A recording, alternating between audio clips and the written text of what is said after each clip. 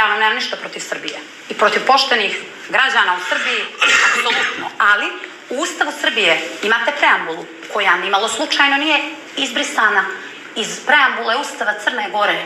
Preambula u Srbiji kaže: Srbija je srpskog naroda i svih drugih koji žive u njoj. 92. godina i preambula Ustava Crne Gore pisalo je: Crna Gora je crnogorskog naroda i svih drugih koji žive u njoj. To znači građanska država. Ali novi Ustav 2007. godine ne kaže tako i te preambule nema. I znate šta? Kičma jedne države je njen narod. Crnogorski narod, nije važno ko će se osjećati nacionalno Srbinom, vi ste rekli, nijeste protiv države Crne Gore, ne nazivate Srbiju svojom maticom, nego živite u Crnoj Gori i trudite se da bude svima nama bolje. Jel' tako? Imate li vi problem da sa mnom komšijate ili se družite ili popijete kafu što sam ja Crnogorka, a vi Srbin? Ja sam sigurna da nemate. Bili vi ugrozili moje dijete? Ne bi. Ali ja želim tu da vam kažem da je nastao problem onog momenta kad je kičma jedne države slomljena. Šta je kičma jedne države? Pa njen narod, to je crnogorski narod. Jelena, samo jedna stvar, to uporno ponavljam. Dakle, kod nas Srba iz Crne Gore je jednakost između Crnogorac i Srbin. To ste valjda razumijeli, to uporno o tome govorimo.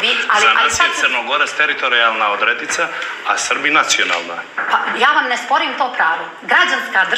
Građanska država jeste država u kojoj će svi imati jednaka prava. Tako je, prije ste govorili da nije u sukobu građanskoj i nacionalnoj. Pa nije.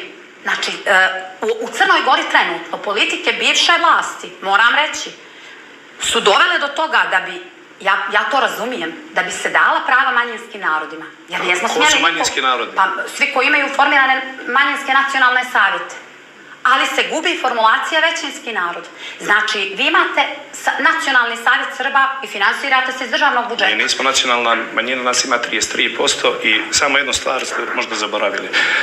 Ne govori 33% Srba srpskim jezikom, nego i veliki broj Crnogoraca govori srpskim jezikom. Ali imate i onu kategoriju o kojoj ja govorim. Više Srba... Popisani su i stranci koji trenutno borave u Crnoj Gori i oni koji imaju nekretnine u Crnoj Gori. Dobro. I svi drugi. Nije odvojeno domicilno stanovništvo od trenutnih.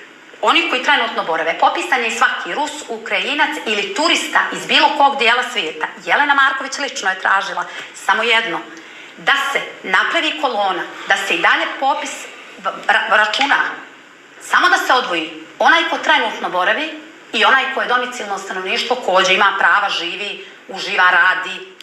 Taj procenat ne daje vam za pravo da tražite promjenu, jer tada imate procenat koji dokazuje da stanovništvo u Crnoj Gori govori crnogorskim jezikom.